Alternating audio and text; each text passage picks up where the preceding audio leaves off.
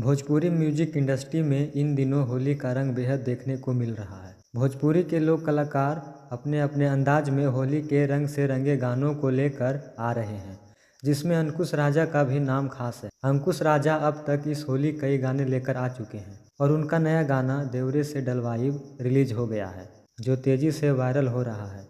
इस गाने का थीम होली के दौरान भाभी के साथ देवर की ठिठोली का है, जिसे अंकुश राजा ने शिल्पी राज के साथ मिलकर एक बार फिर से सुरीली आवाज़ दी है, जो भोजपुरी ऑडियंस के मन मस्तिष्क पर सीधे सीधे असर कर रही है। दोस्तों गाना देवरे से डलवाइब YR म्यूजिक फैक्ट्री के ऑफिशियल यूट्यूब चैनल से रिलीज हुआ है।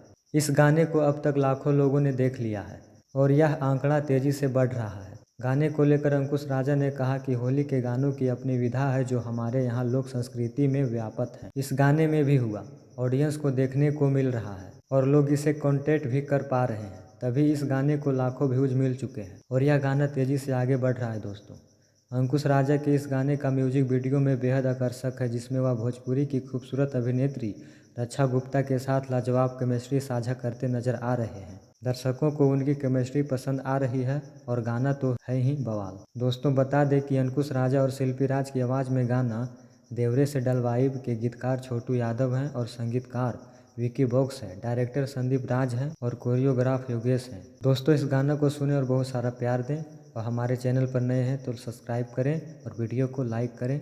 धन्यवाद।